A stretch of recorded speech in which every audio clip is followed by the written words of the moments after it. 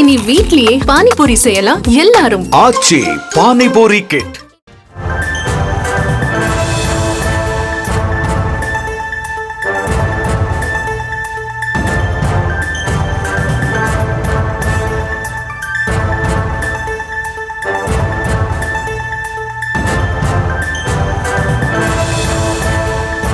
மாநகராட்சி கூட்டத்தில் பாதிக்கும் மேற்பட்ட இருக்கைகள் காலியாக இருக்கிறது. அது குறித்தான காட்சிகளை பார்த்து வருகிறோம். சென்னை மாநகராட்சி பட்ஜெட் மீதான விவாதத்தில் பங்கேற்க கவுன்சிலர்கள் ஆர்வம் காட்டவில்லை.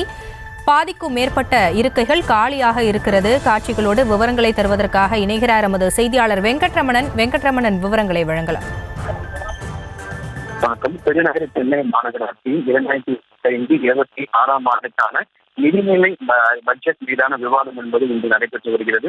சென்னையை பொறுத்தவரைக்கும் மொத்தமாக 200 மாமன்ற உறுப்பினர்கள் இருக்கக்கூடிய நிலையில் இந்த பட்ஜெட் மீதான விவாதத்தில் 87 மாமன்ற உறுப்பினர்கள் மட்டுமே வருகை புரிந்திருக்கிறார்கள். 100க்கும் மேற்பட்ட மாமன்ற உறுப்பினர்கள் இந்த கூட்டத்தில் கலந்து கொள்ளவில்லை. பெரும்பாலான இருக்கைகள் காலியாகவே இருக்கிறது.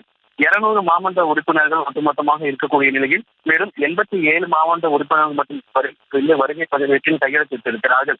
இன்றைய தினம் இந்த 2025-26 நிதிநிலை அறிக்கை தொடர்பாக விவாதம் நடைபெற இருக்கக்கூடிய சூழ்நிலையில் பட்ஜெட் இந்த விவாதம் நடைபெற இருக்கக்கூடிய சூழ்நிலையில் மாமன்ற உறுப்பினர்கள் பெரிதாக இந்த கூட்டத்தில் கலந்து கொள்ள ஆர்வம் காட்டாத ஒரு சூழல் என்பது ஏற்பட்டிருக்கிறது.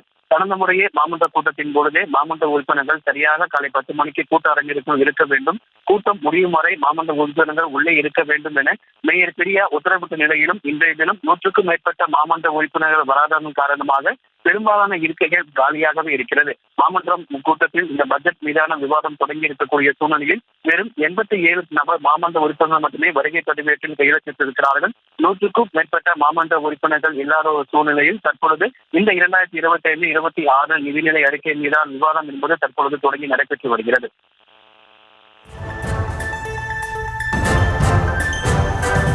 விவரங்களுக்கு நன்றி வெங்கட்ரமணன். இனி வீட்லயே பானிபூரி செய்யலாம் எல்லாரும். ஆச்சி பானிபூரி கிட்.